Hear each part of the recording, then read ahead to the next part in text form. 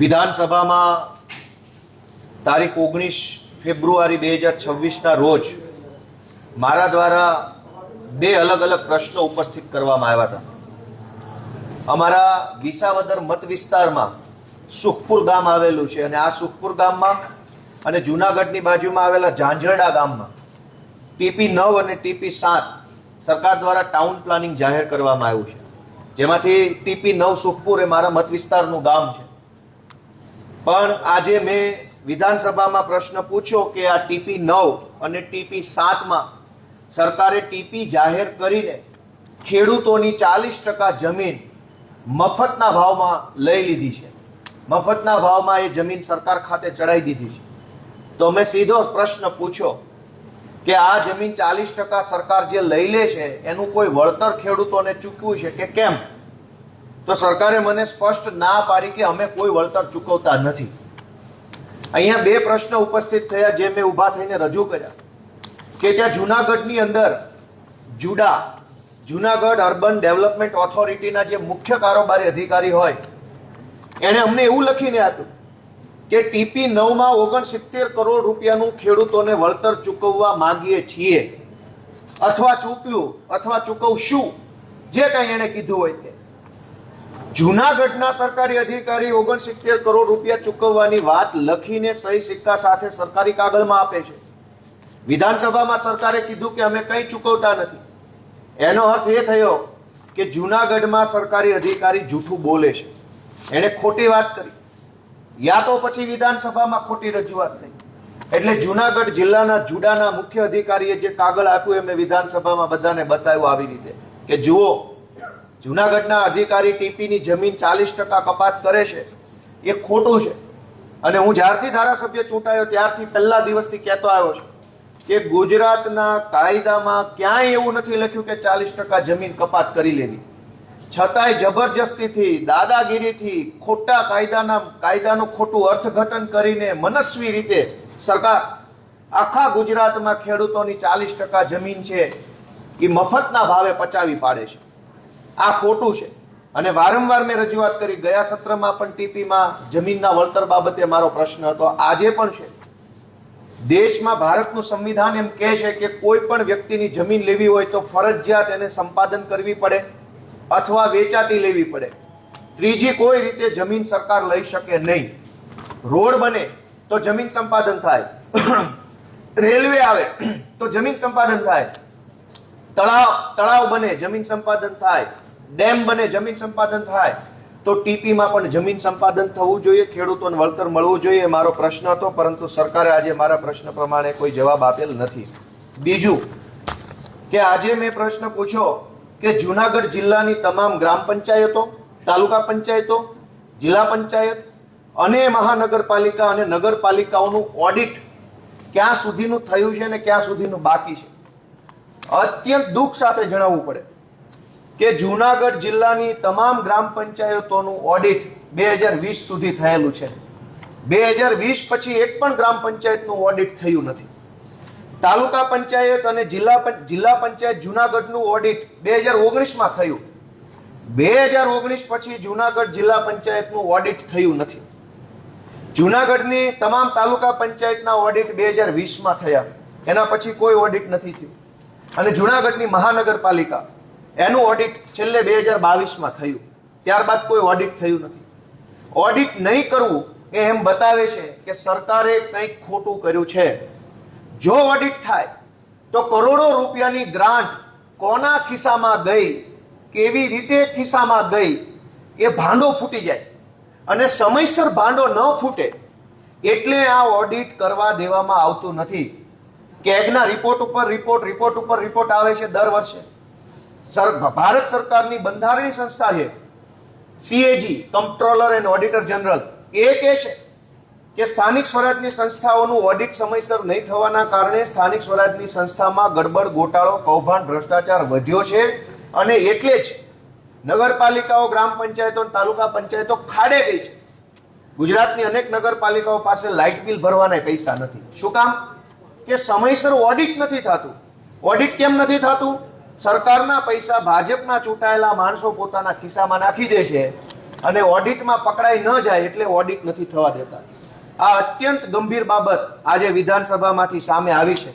તમે કલ્પના કરો કે તમે કોઈ કંપની ચલાવતા હો, પ્રાઇવેટ કંપની, અને ઇન્કમ ટેક્સ એક્ટ પ્રમાણે તમે તમારી કંપનીનું 10-10 વર્ષ સુધી ઓડિટ ન કરાવો તો શું થાય આ દેશમાં? તમારી પ્રાઇવેટ કંપનીનું ઓડિટ સમયસર ભારત સરકાર કરાવે છે, ગુજરાતની સરકાર કરાવે છે. જીએસટી ભરનારા વેપારીઓના જીએસટીનું ઓડિટ ફરજિયાત કરાવે છે, સમયસર કરાવે છે. પણ સરકારી પૈસા જે તાલુકા, જિલ્લા પંચાયતોમાં, નગરપાલિકા, મહાનગરમાં જાય છે એનું ઓડિટ કેમ નથી કરાવવામાં આવતું? કંપનીઓના ઓડિટ થાય, ફેક્ટરીઓના ઓડિટ થાય, સંસ્થાઓના ઓડિટ થાય. સરકાર પોતાનું ઓડિટ નહીં કરે, કેમ કે ઓડિટ કરે તો ભાજપના લોકો તાલુકા પંચાયત, ગ્રામ પંચાયત, નગરપાલિકામાં શું ખેલ કરી રહ્યા છે, કેવી રીતે પૈસા છાપી રહ્યા છે અને ખિસ્સામાં ભરી રહ્યા છે એ ખુલ્લું પડી જાય એમ છે. આજે વિધાનસભામાંથી સ્પષ્ટ થયું કે 2020 પછી આખા જુનાગઢ જિલ્લામાં ક્યાંય મહાનગરપાલિકાને બાદ કરતા ઓડિટ થયેલ નથી. ત્યારબાદ આજે ગુજરાતના માનનીય રાજ્યપાલ મહોદયશ્રીએ જે બજેટ સત્રના શરૂઆતમાં વક્તવ્ય આપ્યું હતું એ વક્તવ્ય ઉપર આભાર પ્રસ્તાવ આવ્યો હતો અને આભાર પ્રસ્તાવ ઉપર ચર્ચા કરવા માટે આજે મારો વારો હતો. હું બોલવા ઊભો થયો અને મેં મારા બોલવાની શરૂઆત કડદા પ્રથાથી કરી કે રાજ્યપાલશ્રીએ ગૃહને એવું જણાવ્યું કે સરકાર ખેડૂતો માટે ખૂબ કામ કરે છે, પણ કડદા કરનારાઓના બદલે કડદાની વિરુદ્ધમાં જાનારા લોકોને જેલમાં પૂરે છે સરકાર. આ વાત મેં જ્યારે કરી તો ભાજપના લોકોએ મારો વિરોધ ચાલુ કર્યો અને મારા વિરોધ કરી મારા વક્તવ્યને અટકાવવાની કોશિશ કરી. એટલે મેં આગળ જણાવ્યું કે પંજાબમાં આમ આદમી પાર્ટીની સરકાર ખેડૂતોને દિવસે અને મફત વીજળી આપે છે, તો ગુજરાતની સરકાર ખેડૂતોની હામી હોય તો ગુજરાતના ખેડૂતોને શા માટે દિવસે અને મફત વીજળી નથી મળતી? આ સાથે ગુજરાતના ખેડૂતોના ખેતરમાં જબરજસ્તીથી ટ્રાન્સમિશન લાઇનના થાંભલાઓ નાખવામાં આવે છે મોટી મોટી કંપનીઓ દ્વારા. એનો મુદ્દો મેં ઉપસ્થિત કરવા બોલવાની શરૂઆત કરી તો ભાજપવાળાએ મારો વિરોધ કર્યો, મારું ભાષણ અટકાવ્યું, હોહૈસો કર્યો ગૃહની અંદર અને મને બોલવા ન દીધો. હું એમ કહેતો હતો કે ગુજરાતમાં ખેડૂતોના ખેતરમાં અલગ અલગ કંપનીઓ જબરજસ્તીથી પોતાના થાંભલા નાખી જાય છે અને ખેડૂતોને કાણી કોડીનું પણ વળતર આપવામાં આવતું નથી. જમીનનો માલિક ખેડૂત છે. દેશ આઝાદ થયો એ પહેલાથી ખેડૂતના બાપ દાદા વારસાગત રીતે જમીનનું સંરક્ષણ કરતા આવ્યા છે અને આજ કોઈ પણ કંપની આવી પોલીસના સહારે જબરજસ્તીથી થાંભલા નાખી જાય છે તો ખેડૂતને એ થાંભલાનું પૂરેપૂરું વળતર મળવું પડે. માર્કેટ રેટ જે ચાલે છે એ માર્કેટ રેટના 3 ગણા રૂપિયા ખેડૂતને આપવા જોઈએ. આ સિવાય રાજ્યપાલશ્રીના અભિભાષણ ઉપર જે વાત હું કહેવા જતો હતો પણ મને કહેવા ન દીધી અને કહેવાનું બાકી રહી ગયું, એ એવો મુદ્દો હતો કે સરકારે ગૃહની અંદર પોતાની સરકાર પશુપાલન માટે ખૂબ સારું કામ કરે છે એવા વાહવાહી કરતા ભાષણ આપ્યા, પરંતુ ખેત સાથે જણાવવું પડે કે જે કામ સરકારે કરવાનું છે એ કામ અમારા યુવરાજસિંહ જાડેજા કરે છે.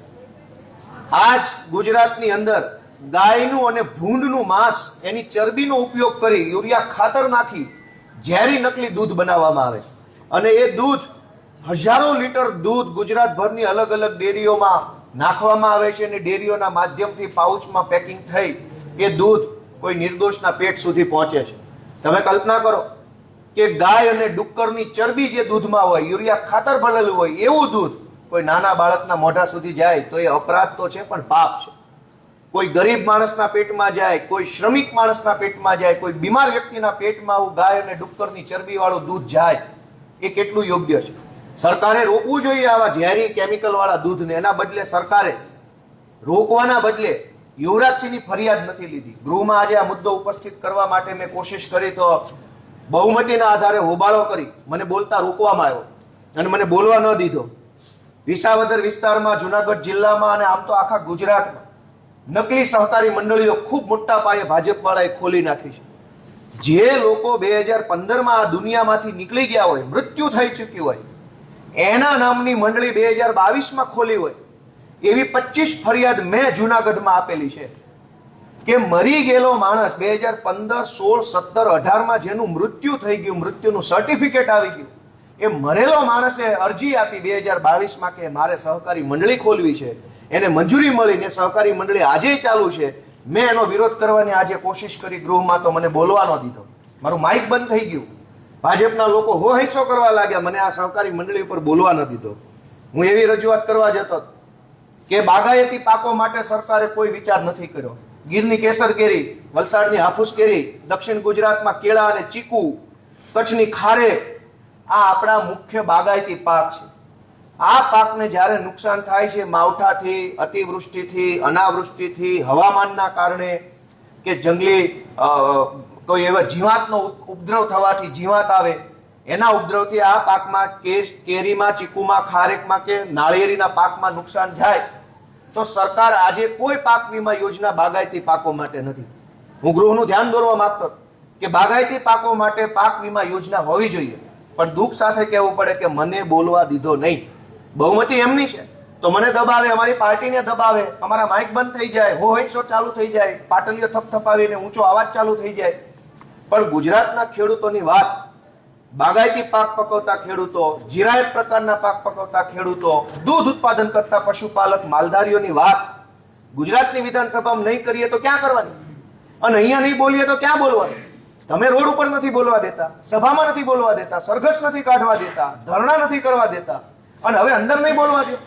આ પ્રકારની તાનાશાહી ગુજરાતની સરકાર કરી રહી છે, એની જનતા નોંધ લે એવી હું લાગણી વ્યક્ત કરું છું. અને છેલ્લી વાત કે જે ગૃહમાં હું કહેવા માંગતો હતો પણ મને કહેવા દીધી નથી. ગઈકાલે બજેટ જાહેર થયું અને એ બજેટમાં માનનીય નાણામંત્રીશ્રીએ કીધું કે ગુજરાતની સરકાર 3,18,00,000 લોકોને મહિને 5 કિલો અનાજ આપે છે.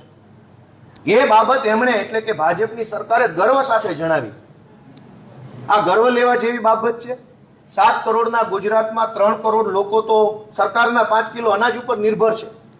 30 વર્ષથી ભાજપની સરકાર છે અને છતાંય જો લોકોએ 5 કિલો અનાજ માટે થઈ અને સરકાર ઉપર આધાર રાખવો પડતો હોય તો આ સરકારે વિકાસ નથી વધાર્યો, ભૂખમરો વધાર્યો છે એવું કહી શકાય. સરકારે એવું કીધું ગઈકાલે કે સરકારે 4,300 મેટ્રિક ટન મીઠું ગરીબોને આપ્યું. હવે દેશમાં સૌથી સસ્તામાં સસ્તી કોઈ બે વસ્તુ હોય તો એ માચીસ અને મીઠું છે. ગુજરાત રાજ્યના 32 લાખ લોકો મીઠું ખરીદી શકે એવી કન્ડિશનમાં નથી અને એટલે સરકારે 4,000 મેટ્રિક ટન મીઠું આપવું પડ્યું. એક બાજુ વિકાસની મોટી મોટી વાતો આ વિધાનસભામાં બેસીને થાય છે ને એક બાજુ માણસ પાસે મીઠું લેવાના પૈસા નથી. તો કોનો વિકાસ, કેવો વિકાસ, ક્યાં વિકાસ? આ પ્રશ્ન વિધાનસભામાં અમે ઉઠાવીએ કે મીઠાનો વેત રહ્યો નથી હવે પબ્લિકનો, એટલી હદે ભૂખમરો આ ભાજપે પેદા કર્યો છે. એ વાત વિધાનસભામાં અમે બોલી ન જઈએ એટલે બહુમતીના આધારે બધા ઊભા થઈ જાય, હો હલ્લો કરવા લાગે, રાડારાડી ચાલુ કરી દે, પાટલી થપથપાવા લાગે. આ પ્રકારે બહુમતીનો દુરુપયોગ જનતાના મુદ્દા અમે જ્યારે મૂકવા જઈએ ત્યારે થઈ રહ્યો છે. અમે ખેડૂતોના, પશુપાલકોના, ગામડાના, પંચાયતોના, શહેરોના, યુવાનોના, આંગણવાડીની બહેનોના મુદ્દા મૂકીએ છીએ અને અમે નહીં મૂકીએ તો કોણ મૂકશે?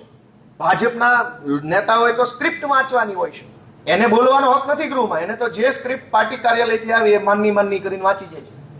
અમને જનતાએ જવાબદારી સોંપી છે કે ગુજરાતના છેવાડાના કોઈ પણ માણસ, કોઈ પણ જ્ઞાતિ, કોઈ પણ ધર્મ, કોઈ પણ જિલ્લાના વ્યક્તિનો પ્રશ્ન વિધાનસભામાં મૂકવો એ જવાબદારી અમને સોંપી છે જનતાએ અને અમે જવાબદારી નિભાવી રહ્યા છીએ. એ બાબતનો અમને ગર્વ છે. સાથે સાથે અમને અમારી જવાબદારી નિભાવતા ભાજપ રોકે છે એ બાબતનો ખેદ છે. Thank you.